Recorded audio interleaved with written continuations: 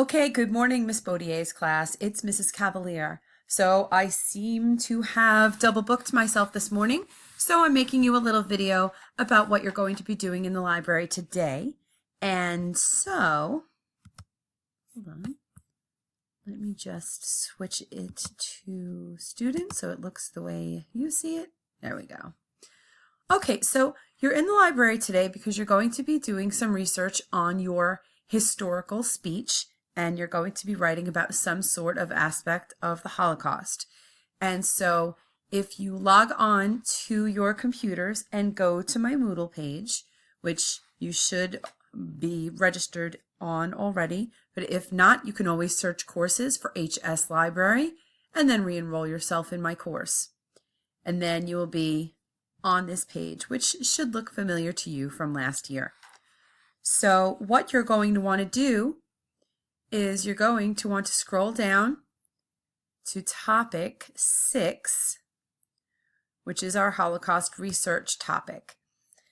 Now I have a few things here for you to research. So the first thing here are some credible websites that I've collected, and it's in a live binder. So if you give a click here, this Holocaust live binder will open up. And you'll see that all of these tabs have websites attached to them. And so, here's an article about Hitler Youth, American Jazz.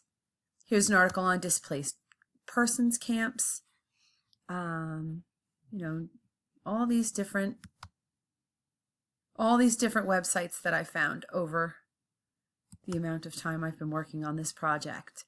And so you can use these. Some of them are very broad. For instance, down here, if you click on the Jewish Virtual Library, you can find a lot of information on many different topics regarding the Holocaust in this Jewish Virtual Library.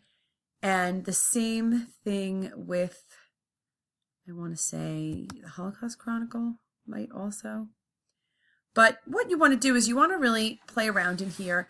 You could certainly do searches on your own. I would suggest using sweetsearch.com as a better search engine, which again is www.sweetsearch.com. And it is a search engine for students. So let's say you wanted to research Kristallnacht.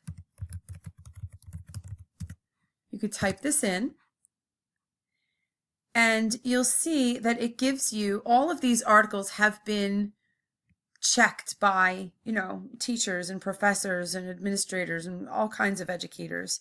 And so you can see that down here, you're getting, a lot of these things you can also find within my live binder, but it gives you a lot of different articles here. So that is the live binder. Then I have some databases here that will be helpful. This one being the ABC Clio databases, which you may have used last year. And you remember that the username is Northport1 and the password is also Northport1. And then you get into our databases here.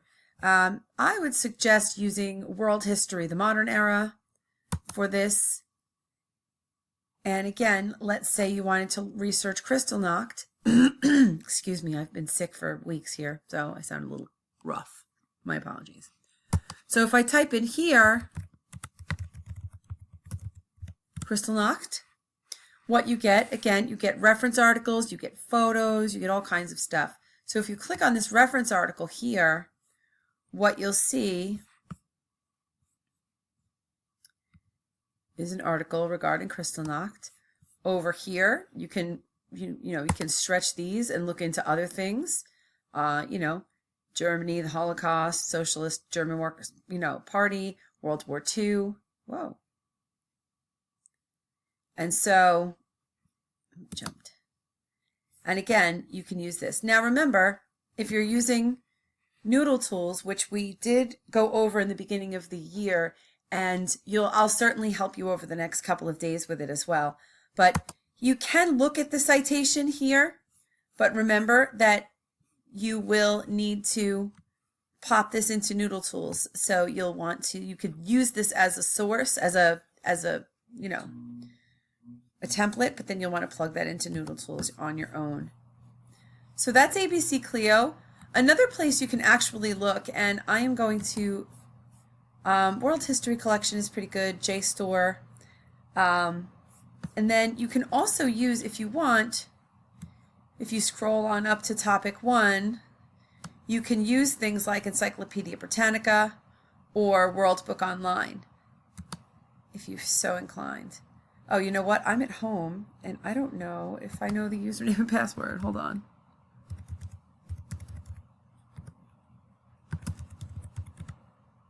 Ha! All right. Good.